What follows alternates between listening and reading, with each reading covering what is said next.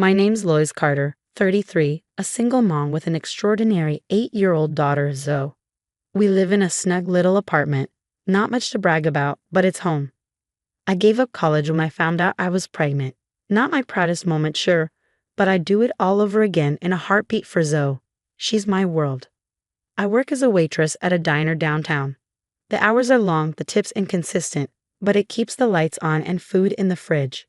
Plus, my boss is pretty understanding when Zoe's school commitments need me to switch shifts. And speaking of school, my girl is a force to be reckoned with. Zoe's the kind of kid who soaks up knowledge like a sponge. Her teachers constantly rave about her talent in science and math. Just last week, she burst through the door, thrilled about an experiment they'd done with baking soda and vinegar.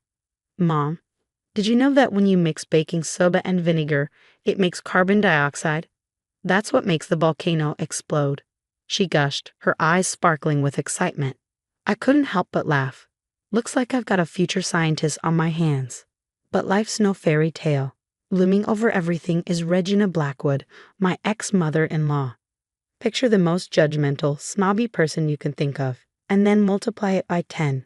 That's Regina. She's rich, lives in a sprawling mansion, and never misses an opportunity to remind me that she used to be some big-shot university professor. "Lois, dear," she'll say with her signature fake smile, "don't you think it's time you went back to school? A waitress's salary hardly provides for a growing child." Every word drips with condescension. I bite my tongue and respond, "We're doing just fine, Regina, but thanks for your concern." Thankfully, I've got my own cheerleaders. My best friend Alexis is my rock. Whether it's lending me an ear after a Regina showdown or showing up with a bottle of wine, she's always in my corner.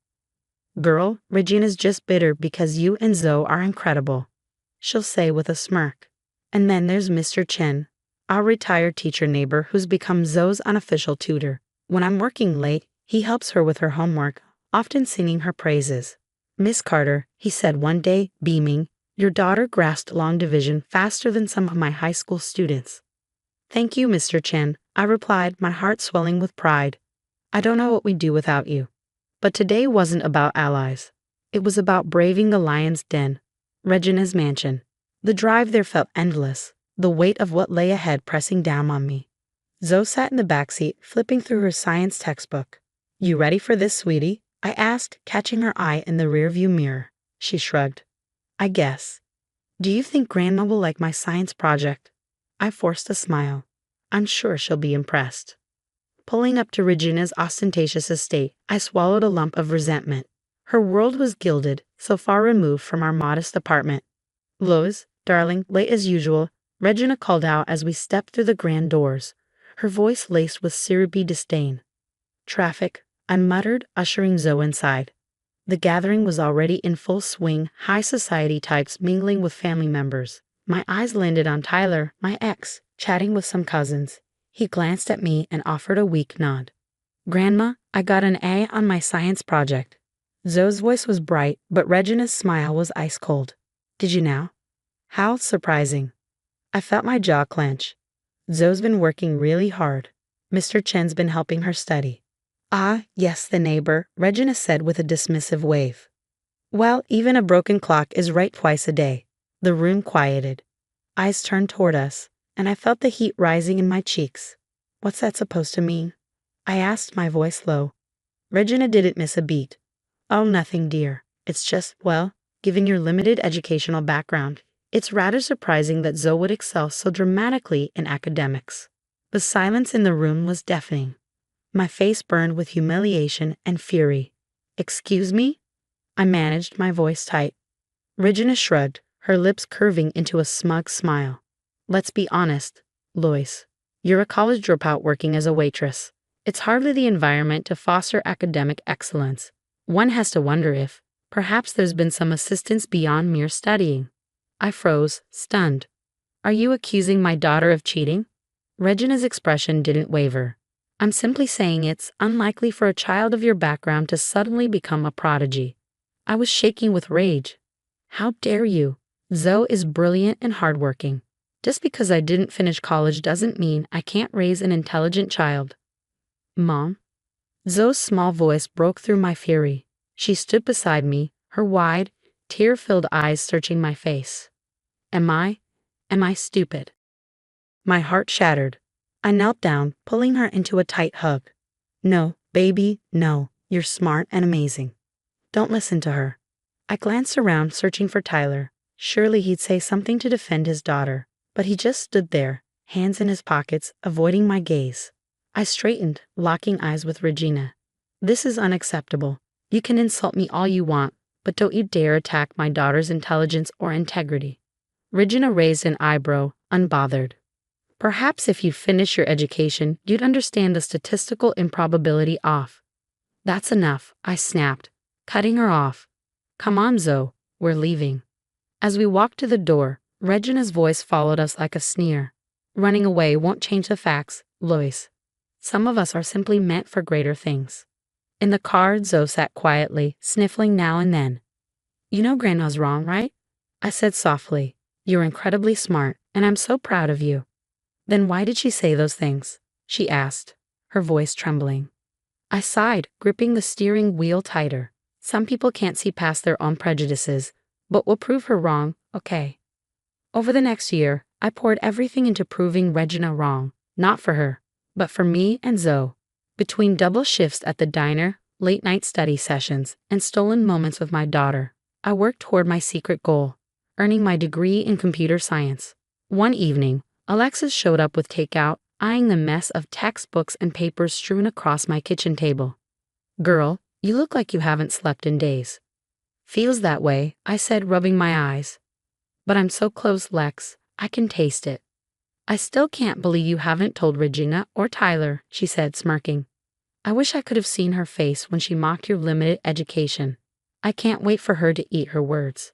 I chuckled. It's going to be epic, but I don't want to tell Zoe yet, not until it's done. I don't want her to get her hopes up in case something goes wrong. As the science fair approached, Zoe became more anxious. One night, I found her crying over her project notes. Hey, sweetie, what's wrong? I asked, sitting beside her. Grandma called again, Zoe whispered, her lip trembling. She said I shouldn't get my hopes up about winning, that it'll be embarrassing when I lose. My blood boiled. I cupped her chin gently, forcing her to meet my eyes. Zoe, listen to me. Your grandmother is wrong.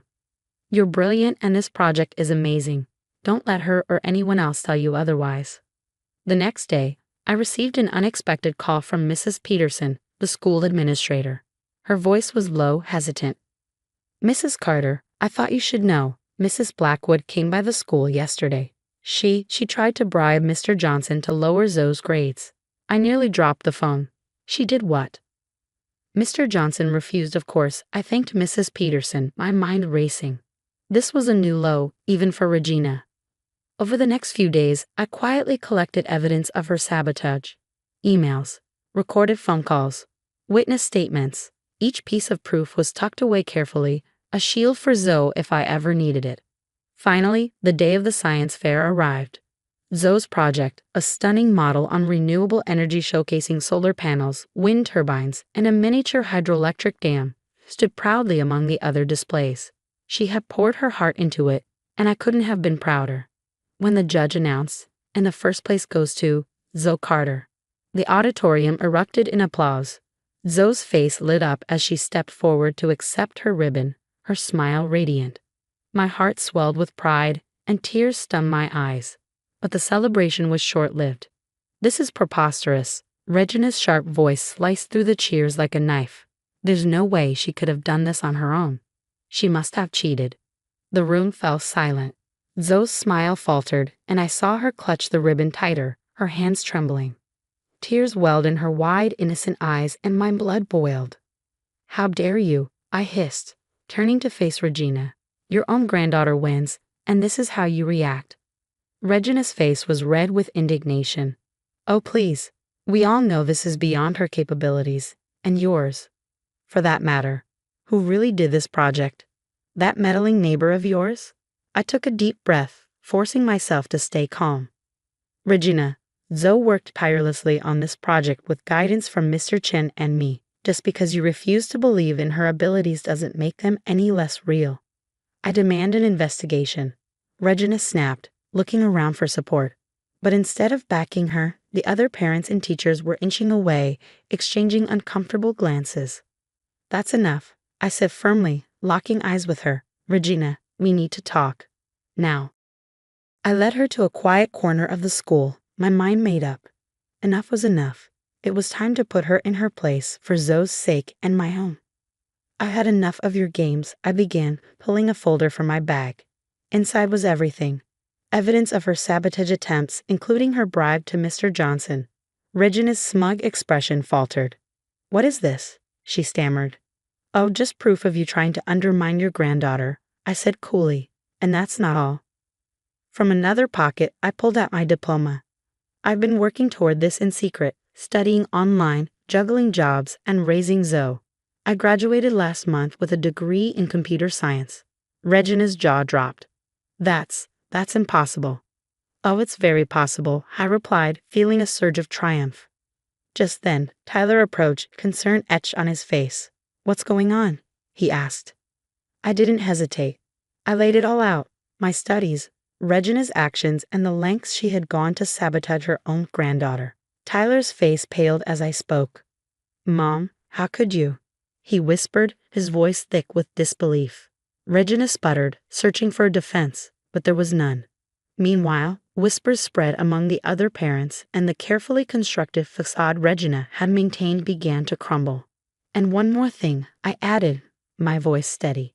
I've been offered a position at Tech Innovate, a senior role with a salary that'll give Zoe and me a fresh start. We're leaving this behind.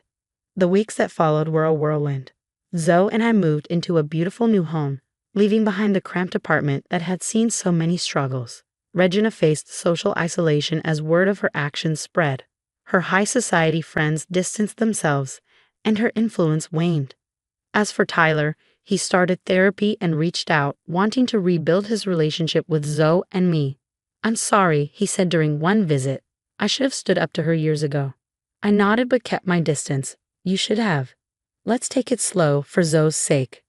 That summer, we hosted a housewarming party. Alexis helped decorate with colorful streamers and fairy lights while Mr. Chen brought his famous dumplings. Zoe buzzed with excitement, showing off her room and the garden she'd already started planting. To new beginnings. Alexis toasted, raising her glass as everyone cheered. Zoe hugged me tightly, her eyes shining with pride. Mom, you're my hero. I hugged her back, tears threatening to spill. No, Zoe. You're mine.